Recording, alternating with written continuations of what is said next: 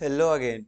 तो आज का क्वेश्चन है एलिमेंट अपियरिंग मोर देन 25% इन सॉर्टेड एरे। तो प्रॉब्लम स्टेटमेंट को समझते हैं। तो प्रॉब्लम स्टेटमेंट में हम लोगों के पास एक एरे दिया गया है और हम लोग को वो एलिमेंट रिटर्न करना है जो उसमें 25% से ज़्यादा है। मतलब कि अगर एलिमेंट का साइज अगर 4 है, सॉरी एरे का साइज अगर 4 है, तो 25% उसका कितना है 1। तो एक से ज़्यादा बार जो भी एलिमेंट उसमें होगा वो हम लोग को रिटर्न करना है। और हम लोग को दिया है कि एरे जो है वो शॉर्टेड है। तो चलिए इस एग्जांपल के थ्रू समझते हैं। तो हम लोग के पास जो एरे दिया है वो ए है और इसमें आउटपुट जो है 6 है। 6 जो होगा और 25% से ज़्यादा बार हम लोगों के पास होगा एरे में। तो सबसे जो बेसिक अप्रोच हम लोग का होना चाहिए कि सबसे पहले फ्रीक्वेंसीज का काउंट कर लेते हैं और देख लेते हैं जो 25% से ज़्यादा बार होगा उसको हम लोग रिटर्न कर देंगे। तो फ्रीक्वेंसी वन का कितना है, वन का है 8, टू का है 2, सिक्स का है कितना 4, और सेवन का एक, सेवन का भी एक, और 10 का भी 1। तो इसका साइज जो है 10 है, साइज 10 है शायद। 1 2 3 4 5 6 7 8 9 10। तो साइज 10 है इसका, सॉरी 9 है।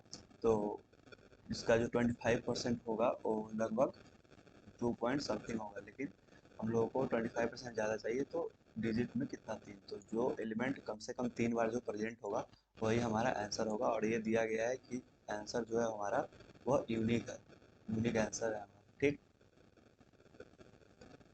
तो यहाँ पर सबसे जो ज़्यादा बार जो प्रेजेंट है 4 बार, वो 6 है। तो ये हमारा आंसर हो गया। तो ऐसे हम लोग निकाल सकते हैं। क्या करेंगे, मैप कर देंगे इसको। और मैप करने के बाद देख लेंगे इसका फ्रिक्वेंसी अगर 10/4 से ज़्यादा होगा वो हम लोग का आंसर होगा। तो इसका जो टाइम कॉम्प्लेक्सिटी होगा वो भी बिग ऑफ एन होगा, और लेकिन स्पेस कॉम्प्लेक्सिटी जो होगा उसका बिग ऑफ एन होगा। तो क्या हम लोग बिना स्पेस यूज किए इसको कर सकते हैं? तो हाँ, कर सकते हैं। तो जो सॉर्टेड हम लोग को ऑलरेडी दिया गया है तो इसका यूज हम लोग कर सकते हैं। तो सॉर्टेड दिया गया है हम लोग को। तो इसका साइज कितना है, 3 3 6 और 3 9, 9 साइज है। 9/4, यानी कि कोई भी एलिमेंट जो 3 बार कम से कम प्रेजेंट होगा वो हमारा आंसर होगा। ठीक। तो हम लोग को देखना है कि 3 बार जो अगर प्रेजेंट होगा तो आंसर होगा, और हमारा एरे जो है वो शॉर्टेड है। तो हम लोग क्या करते हैं कि 3 साइज का अगर विंडो बनाए, 3 साइज का अगर विंडो बनाए, और उस विंडो में अगर पहला एलिमेंट और लास्ट एलिमेंट,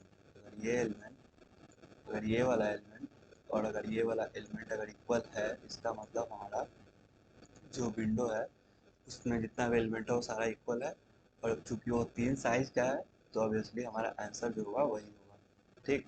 तो हम लोग क्या करते हैं कि 3 साइज का विंडो बनाते हैं और देखते हैं कि उसमें पहला एलिमेंट और लास्ट एलिमेंट अगर इक्वल होगा तो हम लोग क्या करेंगे, लूप को ब्रेक कर जाएंगे, वही हमारा आंसर होगा।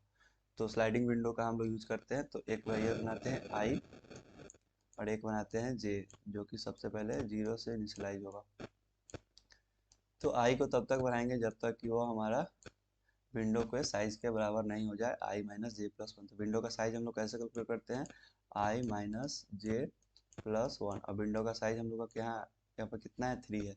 तो जब तक इसके बराबर हम लोग का नहीं हो जाए तब तक हमको i को प्लस प्लस करते रहना है। तो कहाँ पे बराबर होगा, जब हमारा i यहाँ पे आएगा। ठीक। यहाँ पे अगर आ गया, एक बार जो हमारा विंडो के साइज के बराबर हो गया, तो हम लोग क्या करेंगे कि देखेंगे कि जो पहला एलिमेंट है विंडो में, जो कि ये होगा, और ये जो लास्ट एलिमेंट है वो अगर बराबर होगा तो हमारा आंसर मिल गया। और अगर बराबर नहीं होगा तो हम लोग क्या करेंगे, आई को भी बढ़ाएंगे और जे को भी बढ़ाएंगे। ठीक।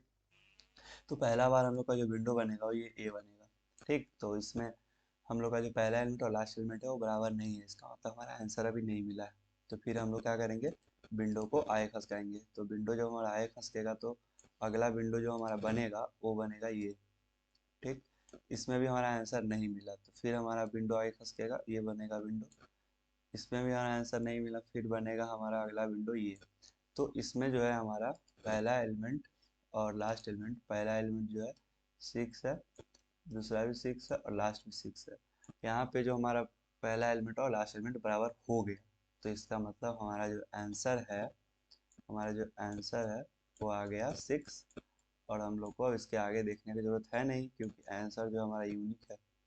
अगर हम लोग को यहाँ पे बोलता कि कोई मैक्सिमम एलिमेंट अगर रिटर्न करना है तो हम लोग क्या करते हैं, इसके आगे भी देखते हैं क्योंकि एरे शॉर्टेड है, लेकिन हम लोग को एक ही आंसर, यूनिक आंसर है, तो एक बार आंसर मिल गया तो बस यहीं पे ब्रेक कर दिया।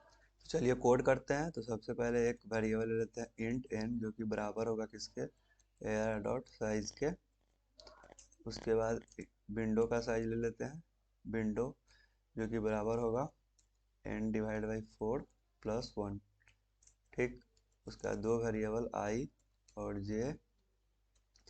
उसके बाद एक वैल्यू ले लेते हैं, सॉरी, जो कि आंसर हम लोग को रिटर्न करेंगे। उसके बाद लूप चलाएंगे, कहाँ से कहाँ तक, i जब तक स्मॉलर देन n है तब तक। और इसके अंदर क्या करना है, इफ चेक करना है i माइनस जे प्लस 1 और इक्वल इक्वल टू अगर विंडो है, ठीक, अगर जो हमारा जो विंडो का साइज है, अगर वह जो हमारा रिक्वायर्ड जो विंडो का साइज है अगर उसको बराबर है, तो उस समय हम लोग को देखना है कि उस विंडो में जो पहला एलिमेंट है, तो पहला एलिमेंट क्या होगा, जो जे होगा। If A R R of J is equal to A R R of I. कहने का मतलब है कि जो पहला एलिमेंट और लास्ट एलिमेंट अगर बराबर होगा, इसका मतलब क्या है कि वही एलिमेंट है जो मतलब 25% से ज़्यादा बार है। ठीक, तो हम लोग क्या करना है, रिजल्ट इक्वल टू हो जाएगा हमारा ए आर आर ऑफ आई या फिर ए आर आर ऑफ जे, कुछ भी लिख सकते हैं।